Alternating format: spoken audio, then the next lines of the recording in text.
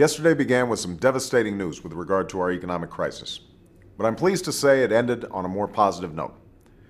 In the morning, we received yet another round of alarming employment figures, the worst in more than 30 years. Another 600,000 jobs were lost in January. We've now lost more than 3.6 million jobs since this recession began. But by the evening, Democrats and Republicans came together in the Senate and responded appropriately to the urgency this moment demands. In the midst of our greatest economic crisis since the Great Depression, the American people were hoping that Congress would begin to confront the great challenges we face. That was, after all, what last November's election was all about. Legislation of such magnitude deserves the scrutiny that it's received over the last month, and it will receive more in the days to come. But we can't afford to make perfect the enemy of the absolutely necessary. The scale and scope of this plan is right, and the time for action is now. Because if we don't move swiftly to put this plan in motion, our economic crisis could become a national catastrophe. Millions of Americans will lose their jobs, their homes, and their health care. Millions more will have to put their dreams on hold. Let's be clear.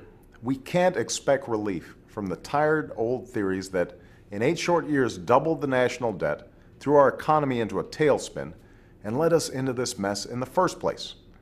We can't rely on a losing formula that offers only tax cuts as the answer to all our problems, while ignoring our fundamental economic challenges, the crushing costs of healthcare, or the inadequate state of so many schools, our addiction to foreign oil, or our crumbling roads, bridges, and levees. The American people know that our challenges are great. They don't expect Democratic solutions or Republican solutions. They expect American solutions.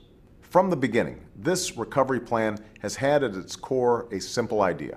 Let's put Americans to work doing the work America needs done. It will save or create more than 3 million jobs over the next 2 years, all across the country. 16,000 in Maine, nearly 80,000 in Indiana, almost all of them in the private sector, and all of them jobs that help us recover today and prosper tomorrow. Jobs that upgrade classrooms and laboratories in 10,000 schools nationwide, at least 485 in Florida alone, and train an army of teachers in math and science. Jobs that modernize our healthcare system, not only saving us billions of dollars, but countless lives. Jobs that construct a smart electric grid, connect every corner of the country to the information superhighway, double our capacity to generate renewable energy, and grow the economy of tomorrow. Jobs that rebuild our crumbling roads, bridges, and levees and dams so that the tragedies of New Orleans and Minneapolis never happen again.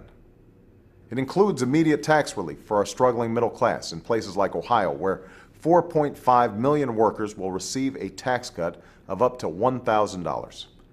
It protects health insurance and provides unemployment insurance for those who've lost their jobs.